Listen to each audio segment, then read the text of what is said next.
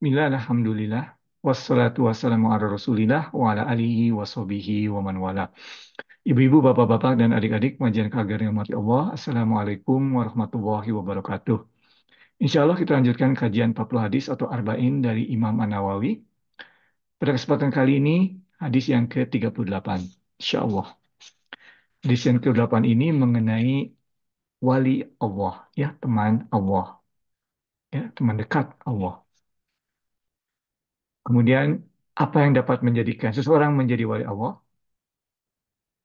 Dan apa yang ia dapatkan pada saat setelah menjadi wali Allah. Ya, benefit apa nih kalau menjadi wali? Ini isi hadisnya sebagai berikut. Allah SWT bersabda, Whosoever shows enmity to a friend of mine, ya, man ada liwaliyan, wali, ya, fakot azamtuh biharb. Barang siapa menunjukkan kebencian atau memusuhi waliku, temanku, maka aku akan mendeklarasikan perang terhadapnya. Saking dekatnya, saking sayangnya Allah terhadap walinya, hati-hati. Nah ini sangat penting. Pertama karena kita tidak tahu siapa wali Allah. Ya, hati-hati. Hati-hati dalam membenci atau apa. Ini salah satu konsekuensinya. Tidak tahu yang mana yang wali Allah. Kan tidak jelas. Mungkin kita bisa melihat, tapi tidak pasti kan. Yang mana yang wali Allah. Terutama yang mungkin yang kita tidak anggap sebagai wali Allah, kemudian kita musuhi, ternyata dia menurut Allah wali Allah. Rugi kita mendapatkan deklarasi perang dari Allah. Deklarasi perang dari Rabbul Alamin yang menjaga alam semesta. Bagaimana bisa menang? Ya, itu yang pertama. Barang siapa yang menunjukkan kebencian kepada wali Allah, kepada waliku, maka aku akan mendeklarasikan perang terhadapmu. Hati-hati. Allah memulai hadis ini dengan kata-kata ini. Ya, hati-hati. Jadi orang-orang udah, wah, bahaya nih, siapa nih wali ini, penting nih. Kemudian bagaimana nih caranya supaya kita mungkin bisa menjadi wali Allah? Dan Allah menjelaskan, my servant, jadi hambaku, ya, tidak akan, tidak mendekatkan dirinya kepadaku kecuali dengan sesuatu yang sangat aku cintai lebih dari hal-hal kewajiban yang aku telah wajibkan kepadanya. Yang kata lain, ya, jadi seseorang tidak akan mendekatkan dirinya kepada Allah kecuali eh, dengan sesuatu yang sangat aku cintai, yaitu hal-hal yang telah aku wajibkan kepadanya. Sholat, zakat, puasa, insya Allah kalau mampu haji juga. Ya, itu hal-hal yang dicintai. Nah ini, step pertama baru yang dicintai Allah, baru perbuatannya. Belum orangnya, baru perbuatannya. Jadi, eh, jadi di sini more love by me, then reduce duty that I impose upon him. Ya. Jadi, step pertama, lakukan kewajiban-kewajiban Allah, tunaikan kewajiban-kewajiban kita kepada Allah, dan Allah mencintai perbuatan kita itu. Baru perbuatannya. Step pertama, no problem. Step kedua. Kemudian, hambaku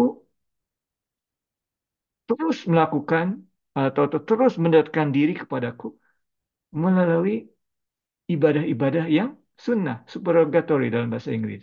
Salat sunat, sodako, ya, yang tidak wajib. Terus, bukan cuma meningkatkan ya, tadi cuma yang wajib, kemudian karena cintanya, dia terus mendekatkan diri dengan yang sunnah juga, yang tidak wajib. Until so that I shall love him. Nah, begitu begitu sudah meningkat dari yang wajib ke yang sunnah juga karena mendekatkan diri kepada Allah, Allah pun meningkat dari mencintai perbuatannya, memberikan pahala atas perbuatannya. Sekarang bukan cuma perbuatannya, orangnya pun dicintai. Until I shall love him. Kemudian, nah, jadi ini tadi kan wali Allah penting karena siapapun yang membenci wali Allah maka akan eh, mendapatkan deklarasi perang dari Allah. Bagaimana cara menjadi wali Allah, menjadi orang yang ingin dicintai oleh Allah? Pertama, dekatkan diri dengan yang wajib. Biasakan diri dengan yang wajib. Setelah itu tingkatkan. Terus mendekatkan diri pada Allah dengan yang sunnah. Until Allah loves you. Ya, disitulah. Nah, kemudian apa konsekuensinya? Apa yang kita dapatkan? When I love him, Allah Subhanahu wa taala mencintai seseorang, ya, mencintai walinya.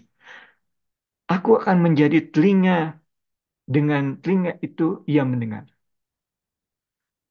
Aku akan menjadi matanya, dengan matanya itu ia akan melihat. Aku akan menjadi tangannya, dengan tangannya itu dia akan melakukan tindakan-tindakan memukul dan sebagainya, ya. Dan aku akan menjadi kakinya, dengan kakinya tersebut ia akan berjalan. Nah, tentunya Allah tidak menjadi mata kita, tidak menjadi telinga kita. Ini arti kiasan, ya. Maksudnya apa? Bagaimana cara kita menggunakan telinga kita, bagaimana cara kita menggunakan mata kita, bagaimana cara kita menggunakan tangan kita, bagaimana cara kita menggunakan kaki kita, sejalan dengan apa yang Allah inginkan dari telinga kita, tidak mendengarkan hal-hal gosip yang tidak bermanfaat, tidak melihat sesuatu yang tidak diridhoi Allah, tidak melakukan hal-hal yang tidak diinginkan atau malahkan yang haram, tidak berjalan menuju daerah-daerah yang haram, maka kita akan dilindungi Allah. Nah, itulah maksudnya. Kalau kita telah menjadi wali Allah, tidak hanya dicintai dan juga dilindungi, tetapi juga kita dijaga. Ya, alright. Kemudian Allah Subhanahu wa taala sebagai penutup hadis ini menyebutkan, jika dia, wali Allah tersebut, meminta sesuatu padaku, maka aku akan pasti memberikannya. Jika dia berlindung kepadaku, maka aku pun akan melindunginya. Ya, jadi kembali lagi kepada paragraf pertama, kalimat pertama dari hadis ini. Ya, bahwasanya Allah mendeklarasikan perang jika seseorang membenci walinya. Kalau walinya meminta pertolongan, Allah akan berikan. Kalau walinya memberikan perlindungan, Allah akan berikan perlindungan. Nah, demikian ibu-ibu, bapak-bapak, dan adik-adik pengajian keiliman Allah. Di hadis yang ke-38 ini, Imam Nawawi kembali menuju ke hal-hal yang bersifat pribadi, untuk individual. Ya, ini nih, supaya dekat dengan Allah. Jangan lupakan. Seperti ingatkan sebelumnya oleh Irfan, urutan hadis-hadis dari 40 hadis ini bukan random. Imam Nawawi ingin mengajarkan sesuatu pada kita melalui urutannya. Demikian, ibu-ibu, bapak-bapak, dan adik majan kagiri nikmat Allah. Yang benar hanya dari Allah, kesalahan dari Irfan sendiri. Mohon maaf atas kesalahan. Wabillahi taufiq wa hidayah. Assalamualaikum warahmatullahi wabarakatuh.